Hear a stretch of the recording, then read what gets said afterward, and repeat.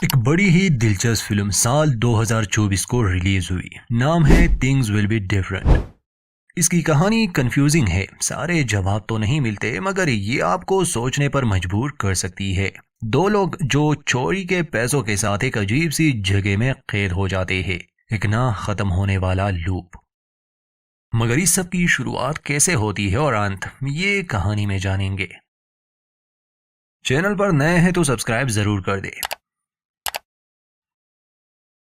Film की शुरुआत होती है एक डाइनर से, जहां जोसेफ नाम का एक आदमी अपनी बहन सिडनी का इंतजार कर रहा था। असल में इन दोनों ने $7 मिलियन लूटे हैं। हमें वो तो नहीं दिखाया जाता कि इन्होंने बैंक लूटा या कुछ और, मगर अब इन लोगों को चुपना था कुछ समय के लिए।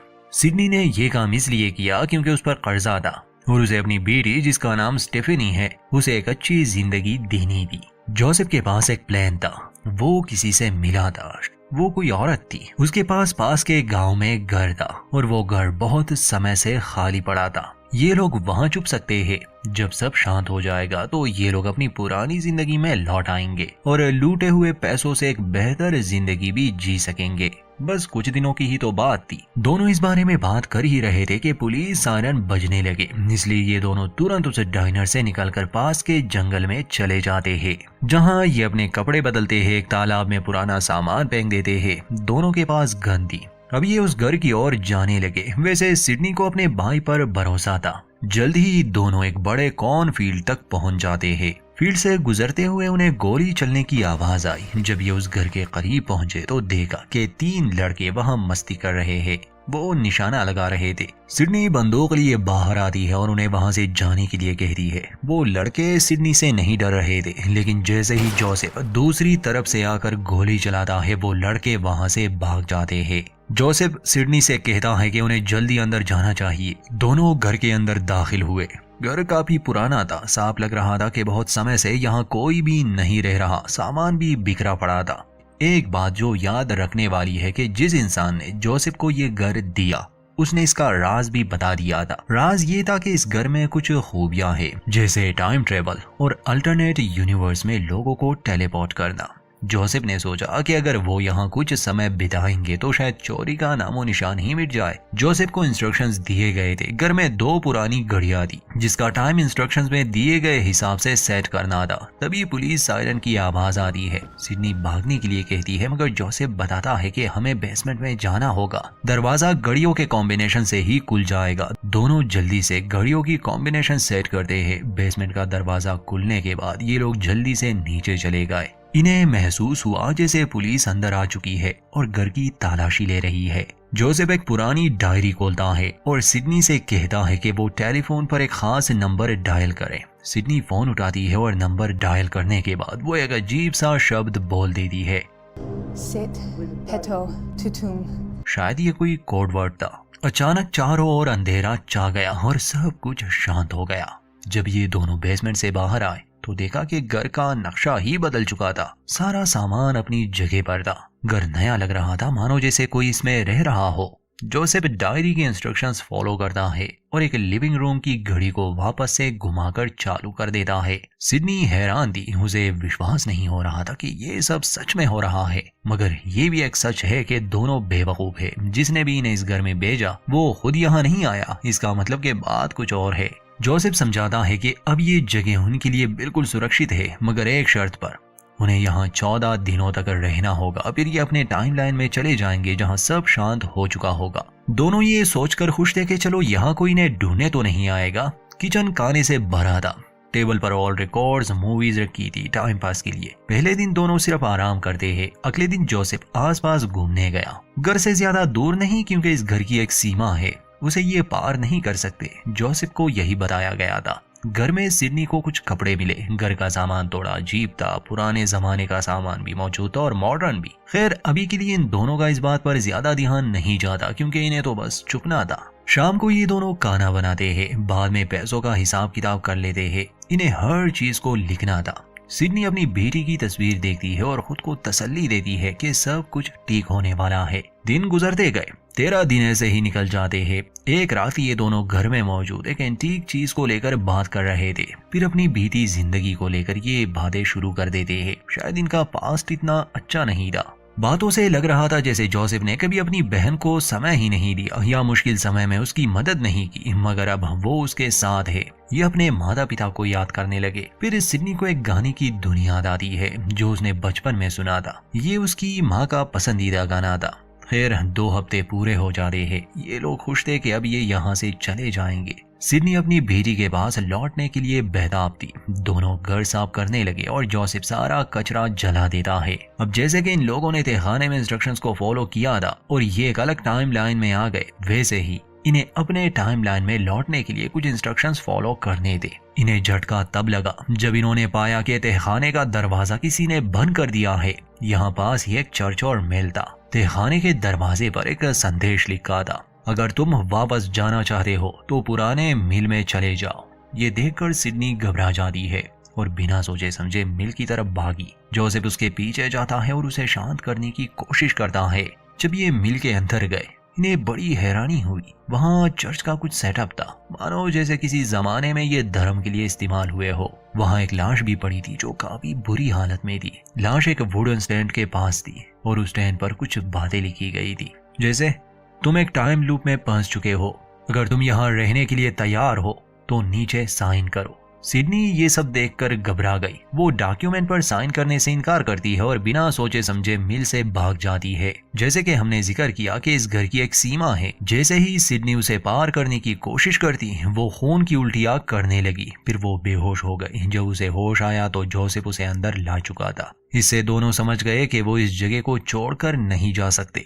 होश में आने के बाद सिडनी गुस्से में आकर बहुत चिल्लाती है क्योंकि एक मुसीबत से निकलकर वो दूसरे में फंस गए। ये सच जानकर उसे और भी ज्यादा गुस्सा आया जब जोसेफ ने उसे बता दिया कि असल में जो लाश उन्हें मिली वो उसी औरत की है जिसने उसे ये घर दिया था। दोनों ये समझ चुके थे कि यहाँ से बचने का कोई रास्ता नहीं। जोसेफ डॉक्यूमेंट पर साइन कर देता है और जैसे ही वो अपना नाम लिखता है, अचानक से वहाँ पर एक सेफ प्रकट हुआ। जोसेफ अपनी पुरानी डायरी का इस्तेमाल करके सेफ का कोड डालता है। सेफ के अंदर एक टेप रिकॉर्डर और एक छोटी सी नोट थी। नोट में लिखा था, कुछ बोलो और फिर सेफ बंद कर दो, तुम्हारे शब्द एक कनेक्शन बनाएंगे।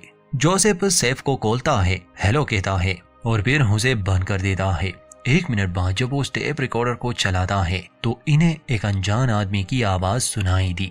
वो आवाज जोसेफ से कहती है कि तुम्हें यहाँ नहीं होना चाहिए।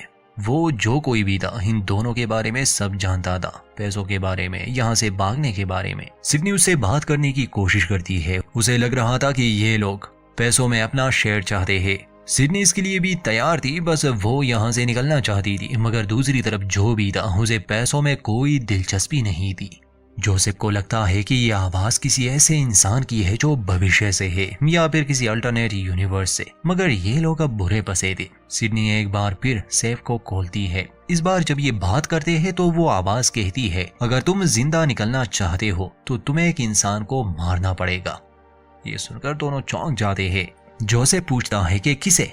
आवाज कहती है, एक अनजान व्यक्ति को जो यहाँ आएगा, तुम्हें उसे मारना होगा, उसके सभी सबूत मिटाने होंगे, तभी तुम वापस अपनी दुनिया में जा सकोगे। हम तुम्हें ट्रैक कर पाए मगर उसे ट्रैक नहीं कर पाए। हम नहीं जानते वो किस समय में दाखिल हुआ। अगर उसे मार दिया तो तुम वापस अपने टाइमलाइन में जा सकोगे, अगर नहीं तो उस टाइमलाइन से तुम्हारा अस्तित्व मिटा दिया जाएगा। ये अनजान व्यक्ति कब हमला करने आएगा हम नहीं कह सकते, मगर एक दिन ये तुम्हें मारने के लिए जरूर आएगा। ये सब जानकर दोनों वापस घर के अंदर आए। ये प्लान बनाते हैं कि वो इन हालात से कैसे लड़े। दोनों कुछ हथियार आसपास छुपा लेते हैं क्योंकि पता नहीं वो अनजान व्यक्ति कब और कहां हमला करे। ये बारी बारी पहरा देने के लिए तैयार थे। कई महीने गुजर जाते हैं मगर कोई नहीं आता। ये इस जगह से निकल भी नहीं सकते थे। हाँ, ये बात अच्छी थी कि हर बार खाना रिन्यू होता क्योंकि वो सब एक लूप में था। जैसे अगर फ्रिज खाली हो जाए तो दरवाजा बंद करो और जब दोबारा खोलो तो वो भरा हुआ होता। अब जिससे इनकी बात हुई, शायद वो लोग इस जगह को कंट्रोल करते हैं और यहाँ कोई बड़ा एक्सपेरिमेंट चल रहा था। फिर एक दिन सिडनी इस घर का इतिहास जानने की कोशिश करती है। पुराने डॉक्यूमेंट्स और तस्वीरें देखकर वो बताती है कि ये सारा सामान इकट्ठा किया गया है। ये यहाँ के मालिक का नहीं है, हर चीज अलग अलग समय की है। 1955 के बाद इस घर का कोई मालिक नहीं। जोसेफ बहुत गुस्सा था क्योंकि उसे यही लग रहा था कि लैब रेट्स की तरह उन पर प्रयोग हो रहे हैं। काफी समय से उसका किसी से संपर्क भी नहीं हुआ था। वो हर दिन मिल में जाता, टेप रिकॉर्डर से किसी की आवाज सुनने की कोशिश करता, मगर उसे कोई जवाब नहीं मिला। कुछ महीने बाद जब सिडनी बाहर पहरा दे रही थी तो वो अनजान व्यक्ति आ गया।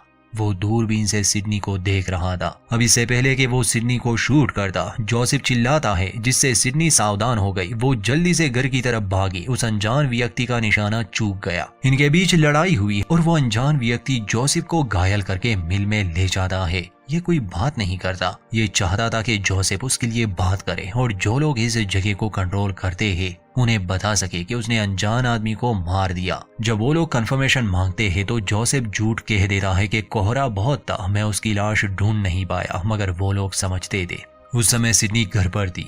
एक सेफ वहां भी प्रकट हुआ और उन लोगों ने सिडनी से संपर्क किया और बता दिया कि हम नहीं जानते वो कौन है, मगर ना तो वो तुम हो ना जोसेफ, मतलब इनका कोई फ्यूचर वर्जन नहीं है, ना ही इनके माता पिता में से कोई, मगर इन्हें उसे खत्म करना ही होगा। जब ये अनजान व्यक्ति घर में दाखिल हुआ तो सिडनी इससे लड़ती है और जब उसने उसका मास्क उतारा तो उसके तो होश ही उड़ गए, क्योंकि ये उसकी बेटी स्टेफनी थी। इतने में जोसेफ भी वहां आ गया। तब तक स्टेफनी ने अपना चेहरा छुपा दिया था। सिडनी जोसेफ को रोकने की कोशिश करती, मगर उसने गोली चला दी। अपनी बेटी की जान बचाने के लिए सिडनी सामने आई, जिससे वो मरने लगी, मगर वो जोसेफ को बता नहीं पाई कि वो कौन थी। मौका पाकर स्टेफनी वहां से निकल गई। अपनी बहन की मौत पर जोसेफ बहुत दुखी था। बाद में उसने उसकी लाश को दफनाया। फिर वो उन लोगों से संपर्क करता है, उनसे विनती करता है कि वो उन्हें समय में वापस भेज दे ताकि वो अपनी गलती को सुधार सके, एक आखिरी मौका उसे दे। वो मान जाते हैं और जोसेफ को उस दिन में भेज देते हैं जिस दिन चोरी के पैसे लिए ये लोग यहाँ आने वाले थे। अतीत में जाकर जोसेफ अपने असली रूप को मार देता है और ऐसे वो अपनी बहन को यहाँ ले आया, मगर इस बार भी वो गलती से अपनी बहन को मार देता है और ऐसा अनगिनत बार हुआ। फिल्म के आखिरी सीन में हमें बूढ़ा जोसेफ दिखाया जाता है। जब सिडनी डाइनर में आती है तो वो अपने भाई को पहचान ही नहीं पाती। जोसेफ उससे कहता है कि मैंने बहुत कोशिश की तुम्हें बचाने की, मगर हर बार मैं तुम्हें मार देता हूँ गलती से। अब सिर्फ एक ही हल बचा है कि तुम मुझे मार दो, पैसे छोड़ दो और अपनी बेटी के पास वापस चली जाओ, कभी उस घर में जाना ही मत। तो अंत में वो सिडनी को मजबूर करता है और वो बूढ़े जोसेफ को शूट कर देती है, मगर सायरन के बजते ही वो वहां से भाग गई। मतलब कि ये साइकिल फिर से रिपीट होगा। वो फिर से उस घर में जाएगी, एक ना खत्म होने वाला लूप। फिल्म की कहानी क्लियर तो नहीं कि आखिर सिडनी की बेटी वहां कैसे आई, पर शायद अपने माता पिता को ढूंढते हुए वो वहां तक आई होगी, या किसी टाइमलाइन में जोसेफ या सिडनी उसे लाए होंगे। और ये जगह शायद इंसान ने ही बनाई, क्योंकि वो इसके बारे में बहुत कुछ जानते थे, बल्कि काफी हद तक चीजें उनके कंट्रोल में थी। 1955 के बाद से यहाँ ये प्रयोग हो रहे थे, इसीलिए तो अलग अलग सामान वहां पड़ा था। अब शायद जोसेफ और सिडनी से पहले कई लोग यहाँ रह चुके हो, या शायद अलग अलग टाइमलाइन में अलग अलग लोग हो। हर टाइम ट्रेवल फिल्म की तरह ये भी काफी कंफ्यूजिंग है, पर उम्मीद है आपको हमारी एक्सप्लेनेशन पसंद आई होगी। वीडियो अच्छी लगे तो लाइक करें, चैनल पर नए हैं तो सब्सक्राइब कर दें। तो मिलते हैं दोस्तों किसी और कहानी में।